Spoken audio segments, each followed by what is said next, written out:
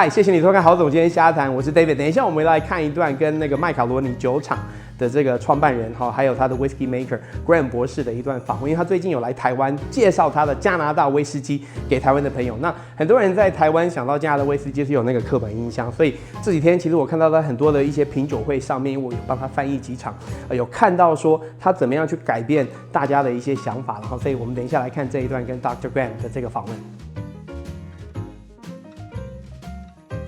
Hi Graeme, thank you for coming to be with us. This is your first trip to Taiwan, right? How are you liking it so far? It's absolutely amazing. Yeah? What do you like the most about Taiwan? The people are all amazing, right? And the food is so varied and interesting. Have you had a lot of local food, to be honest? Yeah. I had hamburgers and I had pizza and I had pasta. No KFC. Okay, all right, that's good to hear. That's good to hear. So even though you started your journey, you're a Scotchman. Yeah. In Canada, you started your distillery in Canada. I know that there's a connection to Taiwan in your journey. Can you share a little bit about that? What your connection to Taiwan is? Yeah, sure. So when I started up the distillery, I wanted to bring in the best Scottish expertise in the world. And back in 2015, when Cavalan won World's Best with a 5-year-old, I found out that there was a Scotsman called Dr. Jim Swan behind Cavalan's World's Best. Yeah. And so that was my inspiration to contact Jim Swan. Right. Because of Cavalan. I see. So you found out about Jim Swan through Cavalan? Yes. Well, you're welcome. No, I'm kidding. I've got no relations to Cavalan, just as a Taiwanese. We're very proud of our whiskey, right? So then what was it that that Dr. Jim Swan did for Cavalan that made you feel, well, I gotta contact that guy? Well, once I saw the result, which was a gold medal, best in the world, at the biggest, most prestigious whiskey awards on the planet, the most competitive World Whiskey Awards in London. And that meant this Taiwanese whiskey, which was only 5 years old, took on the pride of Scotland, 15, 20, 30-year-old Scotch whiskies, and defeated them all. And that was amazing for me. That was an education. Yeah. I thought, this guy has expertise I want to work with. Right, and then so you called them up? Yes. Like you call everybody up? I've heard the last few days you call a lot of people up to ask them for, like Ben Walker, Jim McEwen, you call them all up. They're all in your speed dial. So you call up Jim Swan, and he grilled you for 45 minutes. Yes, to make sure you're serious. Yes, Jim's a consultant. Yeah. And I thought, okay, I give the consultant money. Yeah, he should be happy, right? He gives me advice. Yeah. And I thought I'd interview him. He spent 45 minutes grilling you. Very politely. Okay, grilling you. Asking very probing questions. Right. And at the end of it, I was, but it was fantastic because he could see the passion. He could see that it was all about the quality. Right. And he said, Graeme, I would love to work with you. So what was your experience like, working with Jim Swan? And what do you see are his influences on the whiskey you make? It was a once-in-a-lifetime experience. It was a privilege. He was a very humble man. Right. His knowledge was immense. Yeah. He had visited every Scotch distillery in Scotland as an internal consultant with the Scotch Whisky Research Institute. And he had a PhD. His doctor, very engineering. A doctor of chemistry, and his PhD was on whiskey maturation. Right. That was 50 years ago. Yeah. No one knew anything about maturation 50 years ago. Right. So he was a world leader. And he'd been around every Scotch distillery. His knowledge was immense. When he won World's Best at Cavalan, one report called him the Einstein of whiskey. Right. And yet he was a humble man. And so one PhD to another PhD, I was able to just talk endlessly about everything he had learned.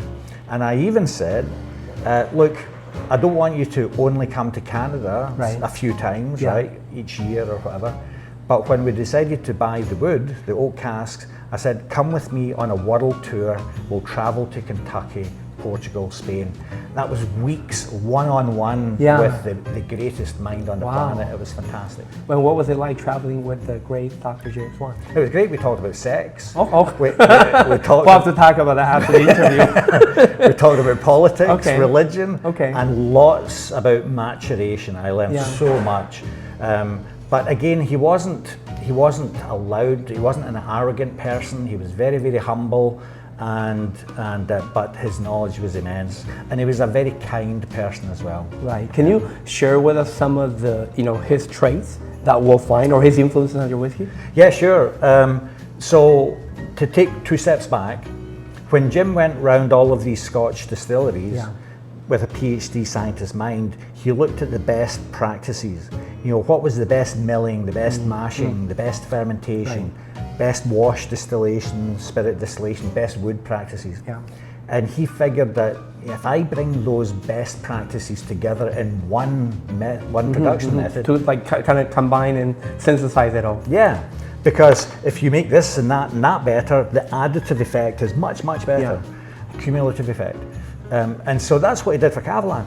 But when he came to us, he said, Graeme, I get a little bit better each time. I just dial it in a bit more to make it even better. And so there is a Jim Swan method. So the Jim Swan method, I think, can be summarized by you must have Versailles pot stills. Right. They're the best in the world. Okay. You do a longer fermentation to build up more flavor. Right. Longer fermentation. Yep. Do slow trickle distillation. Right. And Jim said the narrowest cut on the spirit run in the entire Scotch industry. Right. To select for the best. fruity and floral notes, right, and very smooth. Yeah. Then buy the best wood. Do not compromise on the wood. Right. And if you so you're going to create a great spirit with those methods, put it into great wood, and hopefully good things will come. Speaking of the wood, you're a very smart man, because when he introduced you to his wood connection, let's call it, you said, I just don't want the phone numbers. I want you to take me there. I want to meet the people. Yeah, and that was it was expensive for a small business to do, but it was so valuable. It was interesting because all of these businesses were family-run businesses. Right. And so they really appreciated me coming to Kentucky. Yeah, that you're making the effort. Yeah, I mean, Jose Miguel Martin in Jerez, he supplies Macallan with the sherry wood, Glendronach, and now he supplies us. And I spent the whole day with him, and he took me through all of his sherry casks sampling, and it was amazing, right? I had my son on the trip as well. Yeah. But then also in Portugal, a family-run business, there was another Cavalan twist. Oh, okay, wow, okay. Because I'm sitting with the owner, a young lady, right, Sandra, who runs the business in Old Porto, and we're buying some of the shaved toast Richard barriques.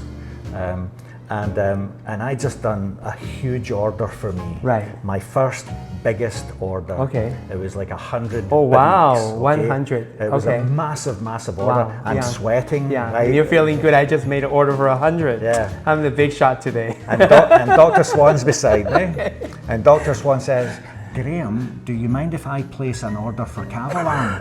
I said, yeah, sure, no problem. Yeah, that's fine. And he said, and Sandra, I'd like to order 1,000 casks, please. And my face was, right? Yeah. And Sandra said, Graeme, don't you worry, you made a personal visit here. That means a lot to us. Yeah. Don't worry that you're placing a small order. Yeah. We will always look after you. Yeah. Now we look at the story of Cavalan and smile. I think over the world that they've done ordering that cask and that quality. But when they started, people were thinking, how are you a Taiwanese whiskey going to convince that you can make Scotch?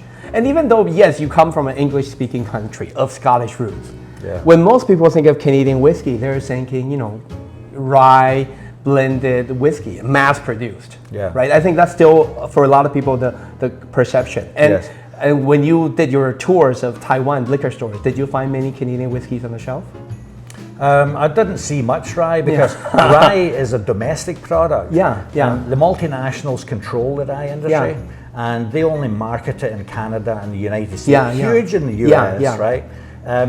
Personally, I quite enjoy rye. Yeah, but single malt is way better. No, but you didn't see any Canadian whiskey on the shelves because I can tell you as a liquor store visitor, frequent visitor, there isn't. So I just want to lay it there before I ask you. So how do you think you're going to convince Taiwanese people, our audience, to buy your whiskey and to try it? A Canadian whiskey, single malt. Yeah. I think there's two aspects to that. Yeah. One is, I believe that worldwide, because Taiwan is a sophisticated single malt market. That is true. But we're also in Germany, Netherlands, America, UK, etc. All top markets. And I'm seeing across the world, there's a tsunami. It really is a tsunami of international, not Scotch, international single malts. We're the first in Canada, but there's a whole bunch of American single malts, which are fantastic. Australians, some Europeans, right? And what we're seeing is, as the connoisseurs, the whiskey enthusiasts, love this new variety that's coming through. So we're riding that wave. We might be pioneering that wave as the first Canadian. So then it becomes the engagement. I call it, I mean, we've got fantastic support from Cottingham with marketing, but it's also what I call liquid to lips, right? Once you taste this whiskey, you decide for yourself, is it way better than that other Scottish rubbish you've been tasting, or and is it worth the bottle? Yeah, I've noticed you like to refer to Scottish, malt as rubbish. We've been I'm saying that whiskey out of fun. Out of fun, And I know that your whiskeys are in some cases like different, than Scotch, because you call it a single malt, but then there are a few, aspects about it that are special, like the malt that use Canadian malt, right? And then you use, as you mentioned, trickle distilling, and you have access to the biswood and small fermentation. Those are all traits that are second yeast, right? And then the second yeast. Can you talk a bit about that second yeast? Why you asked Dr. Swan to? Yeah, so in Scotland, the majority of older distilleries, they will use distiller's yeast, M1 distiller's yeast, commonly used. And that drives high alcohol, right? So it's been developed over the decades to drive more alcohol for economic reasons, to make it cheaper. To make more of it faster. Yeah, cheaper. Okay. Because that's I'm Taiwanese. And so, but as a lifelong whiskey connoisseur and as a scientist, I was always trying to deconstruct what makes this Scotch better than that Scotch as a scientist. And I felt that a second yeast chosen to generate some natural oils in the whiskey would give a creamy mouthfeel. So it's another subtle dimension to our experience as a whiskey drinker. So that's what I said to Jim, can you find me a yeast that's not just making alcohol, but will make some natural oils and give another experience to the whiskey consumer. Yeah, and you talked about, that your process, because you refer to the Scottish way as cheaper, so which hinting that your process is more expensive. So then thus your prices are also more expensive. Yes. I asked Cottingham for the retail price in Taiwan, and for that price, we can get Scotch whiskey for like anywhere between 16 to 18 years old. Scottish, well-known, established. So can you talk a bit about aging, like you like to, for your whiskeys, and how, to convince my audience that they should, with that budget, that they have to buy whiskey, to try Canadian whiskey. I think there's several ways to answer that. The first simple statement is, if you were to line up a Scottish distillery, some of these cheap brands, and you line 5 of their whiskies up, do they all have a gold medal from the World Whiskey Awards, including World's Best? All right, no. Some do, some don't. Probably. This is one of the few distilleries in the world that has a gold medal for all of it, and these are not cheap gold medals. This is the most competitive, blind tastings, industry experience judges. I think in that way you're kind of like Avalon, that you won a lot of awards, in the process to kind of tell everybody my quality is there. And I do the, as the whiskey maker for the last 5 years, I've also been an ambassador, and I engage whiskey clubs. Just like last night, we did a whiskey club here in Taiwan. And it's wonderful to see people's reactions. And when they taste the quality, they're so complimentary about it. They buy at that price, which says a lot. But what I'm seeing is, in our more mature markets, they're not just buying once, they keep coming back to buy more. And so that tells me we're on the right track, that when people taste quality, they will see the value in the price. So I don't want to make a cheap volume whiskey. Okay. I want to, like Cavalan, make a superior product that people will appreciate the value of it. Right. Now there are economics which I'm happy to talk about why I can't afford to go to a cheaper price, and I'm happy to talk about that too. Okay, so there's a reason. It's not just like I like to price my whiskey here, so I'm going to do it. Yeah. This is a premium product. Yeah, it's a necessity. I mean, as a fermentation engineer, for a while I worked in some of the biggest companies in the world. Yeah. Right, Pfizer, the big drug company, top 50, Eli Lilly, top 100. These are some of the biggest, best run companies that the world has ever seen. I know economies of scale. I do fermentation for these biggest companies, and I can see the economies of scale. For me, as a boutique craft distillery, I have diseconomies of scale. So, you know, I can't buy 100,000 glass bottles at half the price. Right. So I pay twice the price for the bottles. Right. My labels, my etching, the cartons that go in, the grain I buy, I can't negotiate bulk prices. So that's just the diseconomies of scale. But then when you add on my drive to want to get superior quality costs money. Yeah. And so Slower distillation, slower fermentation. well, even a second yeast. Yeah. I mean, Right. yeast Second actually costs quite a lot of money, right. And you use it once, and right. And beer, you can reuse the yeast, but with whiskey, you use it once, right? And that's quite expensive actually, doing second yeast. But yes, our distillation, it's almost twice as long as your typical Scotch distillation. That means I can only do half the amount of whiskey in a year, and yet I've got all the same staff, I have all the same building costs, and I can only pay that off with half the amount of whiskey. So it's crazy, right? I also do the narrowest cut in the entire industry, which means most of the alcohol is going to recycle, and I'm only harvesting a small amount. So yeah, it's very, very, very expensive to make my whiskey, and honestly, you know, so many years into this, we're still losing money every year. I just simply can't afford to spend, you know, to reduce my costs, because we're still not making money. Right. Hopefully in a few years' time, Yeah. we might be able to do that, and then we can do some more marketing like the big guys do. But for a small distiller, it's very hard to make a profit. Well, one thing that is very, very clear, I think, when you explain that to the quality of the whiskey is the drive and the passion you have for whiskey. Because I mean, you study and wanted to work in whiskey, had to wait a long time working in a pharmaceutical company before being able to, you know, maybe wake up one day and realize the only way I'm going to be a distiller is if I start my own distillery, perhaps. Yeah, that's true. And then so you went on a 3-year journey to get over 700 as investors. So you have, like, how many investors do you have in your company? Yeah, that is just over 700. Over yeah. 700 people own the company, and then it's kind of like a crowdfunding. Can you talk a little bit about this journey and what it was like to get 700? You know, to convince 700 people to give you money for a distilling? Was it hard? So it was a lot of fun. Okay. And what I'd like to do, if you don't mind, is once we talk about this, is I would like to talk about, you know, the Canadian barley. Yeah.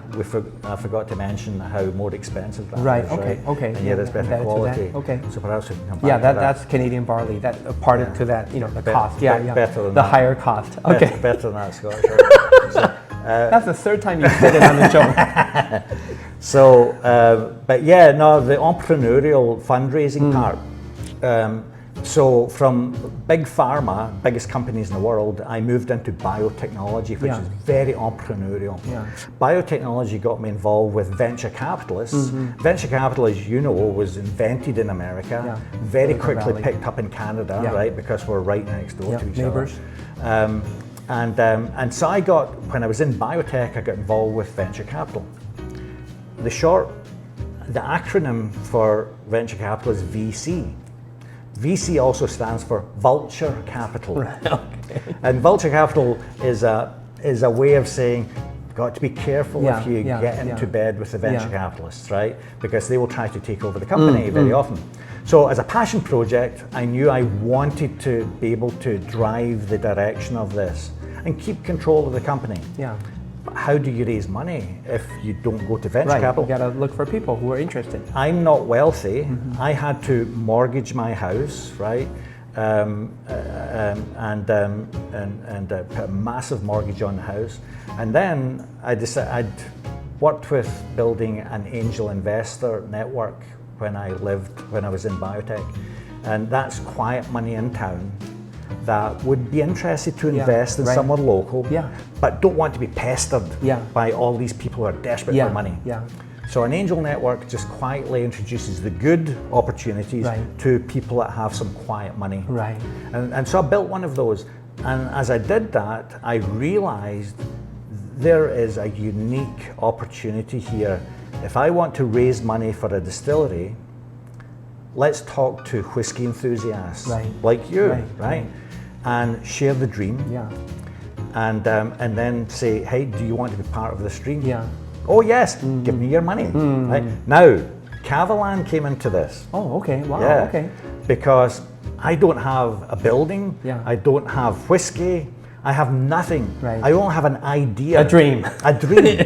And so I spent my mortgage money and flew across Canada from coast to coast to whiskey clubs like we did last night. And I would tell people about the dream. And I had 2 whiskeys. Okay. One was a 3.5-year-old Cavalan. Concerto, I think it was. The port pipe 3.5-year-old. And then I had a very well-known Scotch. I won't say the name. Right. And you did blind tasting of the 2? And I did a blind tasting. Wow. And so, and this was a very famous 10-year-old Scotch, very good Scotch. Did the blind tasting. And I said, which do you, show me your hands, which do you prefer? 1 or 2 hands go up for the Scotch. Everyone's hands went up for the Cavalan. And you told them, I'm hiring the same guy to help us. Exactly, You are really embedded to Cavalan and to Taiwan. So I think we have to kind of go on our way to support your whiskey because you're kind of tied to us. And that's why Taiwan is the first Asian country for us to come to, right? We're in Europe and North America. This is where we wanted to come first in Asia. So, if you were going to start another distillery, would you have gone this route again, or would you have go to Vulture Capital instead? That's the question to ask. For somebody who's been through this journey, would you do it again? I think yes. Okay. Because with 700 passionate whiskey enthusiasts, they all are ambassadors. Right. But it's a joy because in biotechnology, if you raise money from investors, it's, how's the business doing? Right? When are we going to make a profit? Right? We're going to see my returns. With whiskey enthusiasts, it's when's the next whiskey coming out? Oh, that whiskey was amazing. They're happy just to be paid in whiskey. In fact, it was actually one of my whiskey enthusiasts who introduced me to Cottingham. Right? Very recently, I had another whiskey investor enthusiast who was on Islay on holiday, and he bumped into a Swiss importer from Switzerland. And they got talking, and my small investor said, have you ever heard of Macaloney's? And the Swiss guy, who? Right? And so my small investor, you've got to try their whiskey. Well, here we are about 4 weeks later, and we're just about to ship a pallet of whiskey to Switzerland. Wow, good for you. So these small investors love being part and helping out. Awesome. And they drink a lot of whiskey. And you said you were not making money earlier, but I have to say, from observing the way that you put out your whiskeys, I know that some young whiskey companies, they are, because they need to, they'll say it's the most difficult period, of whiskey because the aging. They do a lot of stuff that we, having seen a few that to keep the lights on, as they say. But I feel in your case, with the way that you put your whiskey together, buying the most expensive cask, and you also have the P Project trademark that you're working on. These are all not cheap endeavors. So how are you doing financially? It's tough, and I have a board of directors that help me stay focused on the money, right?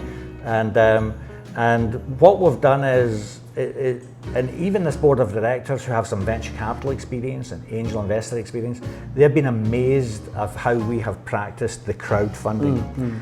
We actually were doing crowdfunding in Canada before anyone had done it. And we're also the first distillery to do it, of course, too. And we continue to do that because if I can find another 10, 20, 50 whiskey enthusiasts to come on this journey with us, then I can pay the bills, right? I can, pay my flight to Taipei, but we have to build the sales up, right? Okay. And then and so yes, we'll keep recruiting more investors. Unfortunately, we can only. I know that you want to invest. How can you read my mind? But we can only. This is how you do it. I know you want to invest. We'll talk. But we can only recruit Canadian investors because securities regulations, right? So you have to be a Canadian resident. But that's fine because we're just building our network of enthusiasts that spread the word. So you're continuing. And I'll say, try my whiskey. Now you have whiskey. You don't have to pour Cavalier. You can pour your own whiskey. But so you're continuing to raise as you go. That's what you're saying. And as an entrepreneur, you have to stay ahead of the money. I feel from your experiences working in a pharmaceutical company, I think you're doing. In terms of finances, I feel, you're doing good, for a whiskey startup because I don't feel and I think that's and from your experience. And with COVID, right? Yeah. I mean, I'm not sure what it's like in Asia, but North America, there's breweries, microbreweries, micro distilleries are going out of business, right, left, and center. Yeah. They're just slowly dying because they didn't survive COVID. But we were very financially competent. And we came out of COVID very strong. Right. So. I want to just talk briefly about Canadian barley before we end. Oh yeah. Because with the peat project, you are trying to use peat from Canada and from Washington State that we have in one of your whiskeys here. Yeah. And so you say that as a true project of terroir, because you are using Canadian and North American peat. Yeah. And on top of that, you are using 100% Canadian malt barley. Yes. Because you call the other stuff rubbish, so you can't use it. Now you're locked into using Canadian barley. Even though and now we have the proof. The proof. Yeah, you can't go back on that. Yeah. So talk a bit about, aside from costing more, what are the benefits of the Canadian barley in the taste of the whiskey? Yeah, I think it was, it was summed up by Jim Swan, Dr. Swan, when he came out to our distillery and the first ever Clearach, right, that first ever new make came off the pot stills, and we all sat there and tried this. Yeah, we were amazed by your Clearach. Oh, thank you. Yeah, thank you. Really refined. Oh, thank you. That means a lot to me, actually. Really refined. That was the moment of truth. Yeah. Because as you said earlier, I spent 3 years raising millions of dollars, right? Pouring Cavalan all across Canada, right? And I should have been paid by Cavalan as their ambassador. No, they're going to say you should thank us because we got you 700 investors. Yeah, exactly. Yeah, maybe I should pay Cavalan. So, and this was the moment of truth. Yeah. Really. Yeah. Right? For size pot stills, local barley, right? The best whiskey makers in the world. Yeah. What's it going to taste like? And I was nervous. I was very nervous. And our master distiller, Mike Nicholson, who worked in 18 Scotch distilleries, he was like, oh, this is good. Dr. Swan, who had visited every single Scotch distillery, held Cavalan win world's best, said, Graeme, this new make is the fruitiest, smoothest, best new make I have ever tasted. Was he telling you that just because he's your consultant? So for 10 seconds, for a whole 10 seconds, I was on cloud nine. Right. I was ecstatic. Yeah. And then at the 10-second mark, I had that thought. Yeah, okay, good. You're a good man. And so I chose my words carefully. Okay. And I said, Dr. Swan, like, that's a big statement, Dr. Swan. Do you really mean that? I have never seen Jim Swan angry, but he got angry at that point. Oh, wow, okay. And he turned around to me and he said, Graeme, I'm being completely serious, right? And so I was like, oh, right, good. So now I'm back on cloud 9 because he was a genuine, honest person. Right. And so when he says that, and that for me summarizes this, but the Canadian barley has a big component, that local Canadian barley. It was designed not to make whiskey with lots of starch and alcohol, right? Because that's really what the Scotch barley from England, Scotland, Europe is designed to do, is to make more and more starch. The Canadian barley is designed to make flavoursome bread and flavoursome beer, right? What goes into making beer comes out and you taste what went into that beer, right? And so that barley is critically important for the flavour of beer, because we do beer too, right? And so when I use the Canadian barley, it's juicier, it's more flavoursome, and Charlie McLean in one of his books even said he felt Scotch whisky has gotten simpler, less complex taste-wise over the decades. And I think that's why Jim Swan said this is the best, fruitiest, smoothest whisky I've tasted anywhere. A lot to do with our Canadian barley. But it costs me more money. When the Scots use a ton of barley, which is expensive, for 1 ton of barley, they'll get 420 litres, maybe 425 litres of alcohol. That's a great economic yield, right? You can sell lots cheaply. And you're lucky if you can get 350. And I'm lucky, right? Between 325, 350. Right. So I think we're going to end the interview on what Dr. James Swan said, that this is the fruitiest and then the smoothest cleric that he's ever tasted. Thank you for coming to this interview with us. And let's toast to our host. Thank you. Thank you, Graeme. Thank you.